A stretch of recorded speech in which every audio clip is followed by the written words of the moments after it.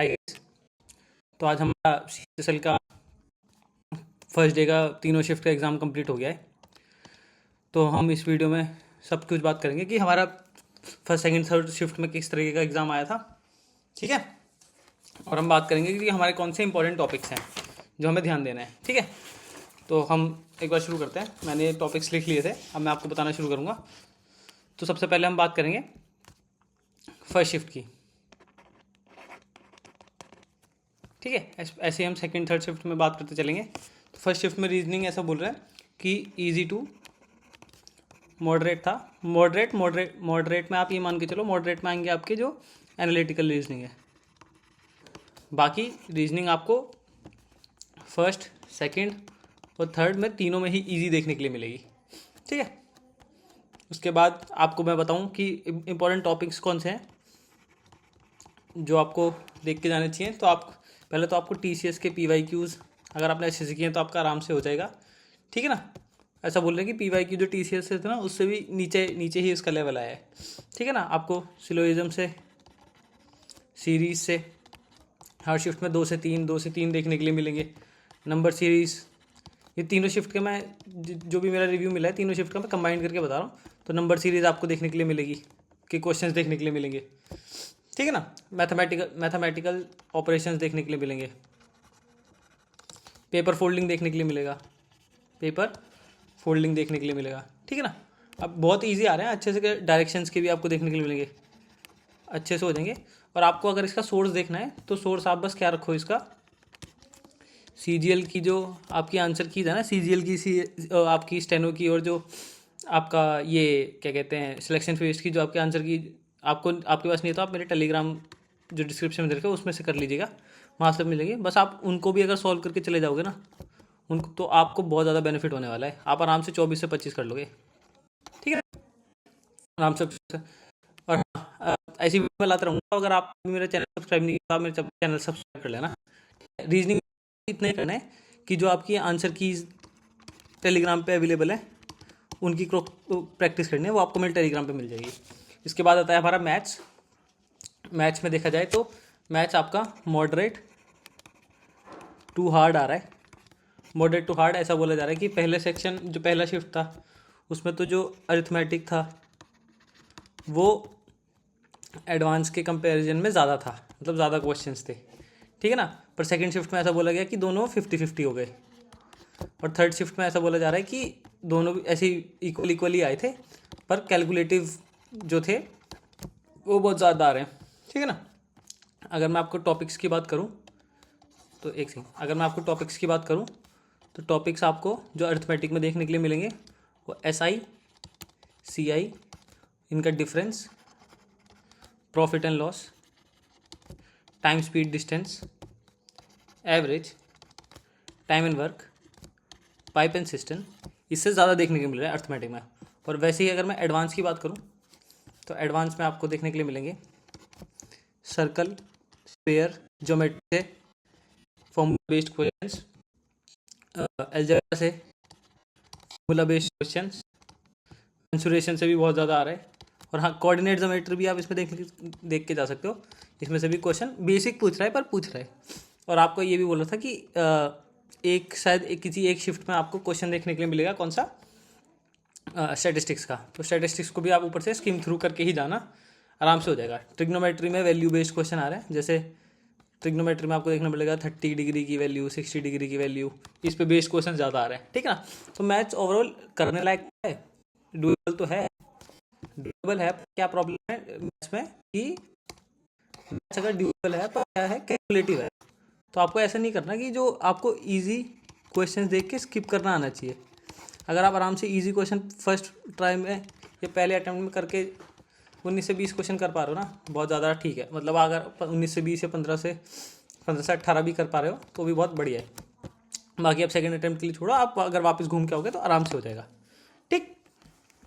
सबसे ज़्यादा इसके बाद अगर हम देखते हैं इंग्लिश, तो सबसे ज़्यादा जो इसमें इम्पोर्टेंट रोल प्ले करेगा ना इस बार भी CGL के साथ साथ, वो आपका इंग्लिश ही करेगा। इंग्लिश वैसे बोल रहे हैं तीनों शिफ्ट में मॉडरेट टू हार्ड है ना, जिसमें पैसेज एक बड़ा रोल प्ले करने वाला है। तो पैसेज काफ़ी हार्ड आ रहा है। हार्ड मतलब कि आपने बस पैसेज आपने अगर CGL वाले सारे प्रैक्टिस की ना, टेक्स्ट बुक जो मेरे टेलीग्राम चैनल पे बताया था कि आपको देखने मिलेगी, अगर आपने सारी शिफ्ट लगा ली तो आपको प्रॉब्लम नहीं होने वाली है। अगर आपने नहीं लगाया तो आपको प्रॉब्लम होगी। बाकी आपको देखने के लिए क्वेश्चन मिलेंगे एंटोसाइनो अगर वही सेम आपने पहले जो CGL वाली आंसर की है वो लगाए हों, PYQ पढ़ के गए हों, तो आराम से आप कर जाओगे। उसके बाद आपको एक्टिव पैसिव के तीनों शिफ्ट में आपको 2 से 3 क्वेश्चन देखने के लिए मिलेंगे।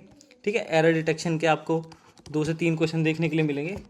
वन वर्ड सब्स्टिट्यूशन के आपको 2 से 3 देखने के लिए मिलेंगे। RC तो आपका 5 मार्क्स का आएगा ही आएगा।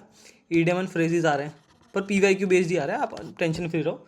अगर आपने ये आंसर की लगाई होगी तो आपको आराम से कर लोगे। तो 2 से वो क्वेश्चन आ रहे हैं, ठीक है ना। सेंटेंस इंप्रूवमेंट आ रहा है, जो मैंने अगर शायद नहीं बताया तो, ठीक है ना। कॉम्प्रिहेंशन बस लेंदी है, ट्रिकी है, ठीक है ना। तो आप क्या करना है, आप ऐसा भी कर सकते हो कि पहले अटेम्प्ट में ना पैसेज को छोड़ के बाकी इंग्लिश अटेम्प्ट कर लो, और आपका अगर टाइम बच जाए तो फिर आप इंग्लिश का पैसेज अटेम्प्ट कर लेना। आपको ये देखने को मिलेगा कि होमोनियम्स नहीं आ रहे अब, ठीक है ना। हाँ, और PQRS तो अभी जैसे आपका अगर कल 13 को पेपर है, 13 को पेपर है तो और अगर आप प्रिपरेशन कर रहे हो तो आपको देखना है कि आपको क्या क्या चीज़ें करनी है। तो आपको जो आंसर की है ना, 13 या 13 के बाद आपके क्वेश्चन है, तो आपको आंसर की तो ज़रूरी लगा के जानी है, ठीक है ना, जो कि मेरे टेलीग्राम पे मिल जाएगी, आप नीचे डिस्क्रिप्शन में कर लेना। तो वहाँ से PQRS वन वर्ड हो गया ना आपका, एक्टिव पैसिव, एरर, ये सब आपको वहाँ से प्रैक्टिस करनी है, क्योंकि आपके पास ज़्यादा वक्त नहीं है। तो अगर आप उसको भी कर जाओगे तो इंग्लिश में आप काफ़ी एडवांटेजियस पोजीशन में आ जाओगे, ठीक है ना। तो इंग्लिश में आपको यही था, आप ये करो। और उसके बाद अगर हम जनरल अवेयरनेस की बात करें तो जनरल अवेयरनेस भाई मोस्ट हार्ड फिर से, ठीक है ना। ऐसा बोल रहे हैं कि डुएबल क्वेश्चन आपको 10 से 12 देखने को मिलेंगे, ठीक है। और ये मॉडरेट से हार्ड की काफ़ी है 3 शिफ्ट, ठीक है। यहाँ पे आपको करंट अफेयर में कहाँ से देखने के लिए मिलेंगे, तो करंट अफेयर आपको देखने के लिए मिलेंगे यहाँ से अवार्ड्स, अपॉइंटमेंट, ठीक है ना। आपके ये बोलते हैं अपॉइंटमेंट्स में से देखने के लिए मिलेंगे, अवार्ड में से देखने के लिए मिलेंगे। और जो हाँ हमारी जो IITs हैं, जो आर्मी है, वो जितनी भी रिसर्च वगैरह करती है उसमें से क्वेश्चन देखने के लिए मिले, जैसे आपको CGL में देखने के लिए मिले थे। अगर मैं स्टैटिक से बात करूँ तो आपको पॉलिटी में आपको देखने के लिए मिलेगा आर्टिकल आपको क्या याद रखना है, fundamental right, DPSP, fundamental duties, parliament, जैसे मनी बिल कौन सा होता है, ये सब चीज़ें, ठीक है। उसमें अगर आपसे इसके आपसे 3 से 5 क्वेश्चन आपको पहले शिफ्ट में देखने के लिए मिलते हैं, उसके बाद ये कम होते हैं।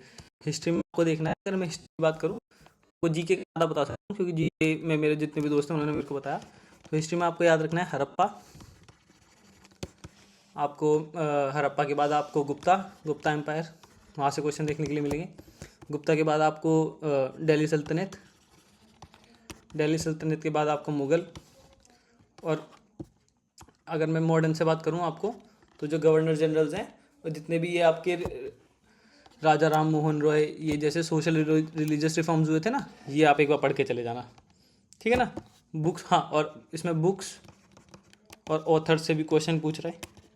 इकोनॉमिक्स से भी लगभग 2 क्वेश्चन आ रहे हैं, ठीक है ना। साइंस से 3 क्वेश्चन आ रहे हैं, पर ऐसा बोल रहे थे कि अब बायोलॉजी ने टेक ओवर कर लिया है, तो बायोलॉजी में से ज़्यादा सवाल आ रहे हैं।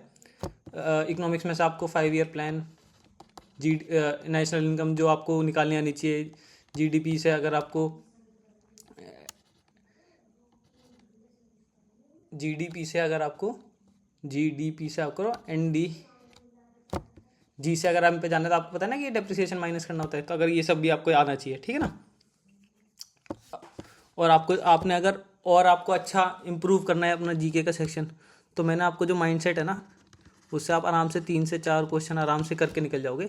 तो मैं डिस्क्रिप्शन में उसका भी लिंक दे दूंगा, वो वाली वीडियो भी अगर आप लास्ट में हो तो मैं आपको बता देता हूँ कि मैंने जो लॉजिकल गैसिंग पे वीडियोस बनाई है, कुछ 2 बनाई है शायद, उसमें मैंने आपको बताया कि आपको लॉजिकल गैसिंग कैसे करनी है। तो अगर आपके पास टाइम हो और अगर आप लास्ट तक पढ़ रहे हो तो डिस्क्रिप्शन में मैंने वो लिंक दिया भाई दोनों वीडियोज़ का, आप उसको चेकआउट कर लेना, ठीक है ना। और अगर हाँ थोड़ा सा मैं और बताऊँ तो केमिस्ट्री में आपको केमिकल फार्मूलाज ये भी पूछे गए थे, ये भी याद रखना आप उसके बाद। तो और बायोलॉजी में protein, diseases, animal, plant kingdom, यहाँ से भी पूछा गया था, ठीक है ना। तो ये था रिव्यू मेरा तीनों सेक्शन का, मैंने आपको इंपॉर्टेंट टॉपिक्स अब इसमें बता दिए। तो ऐसे ही मैं हर शाम आपको इंपॉर्टेंट टॉपिक्स बता दिया करूँगा। क्वेश्चंस अगर आपको चाहिए कौन से आए हैं तो नीचे टेलीग्राम पे मैं पोस्ट कर दूँगा किस तरीके के क्वेश्चन आए हैं, ठीक है ना। तो आप मेरे चैनल को सब्सक्राइब कर लेना और हर दिन शाम को 8 बजे, आज तो मैंने जल्दी बना दी, 8 से या फिर 7 के आसपास मैं रोज़ जो आपका CHSL है उसका रिव्यू डाल दिया करूँगा, तीनों टीयर शिफ्ट का एक बार। और मैं जो आपको एडवाइस देना चाहूँगा कि क्या एडवाइस आपको करनी चाहिए नेक्स्ट डे के लिए, अगर आपका नेक्स्ट डे प्रिपरेशन है तो वो भी मैं कर दूँगा, ठीक है। तो इस वीडियो में तो तब तक यही था, तो आप मिलते हैं मेरी नेक्स्ट वीडियो में, तब तक के लिए बाय बाय, थैंक यू और बेस्ट ऑफ लक।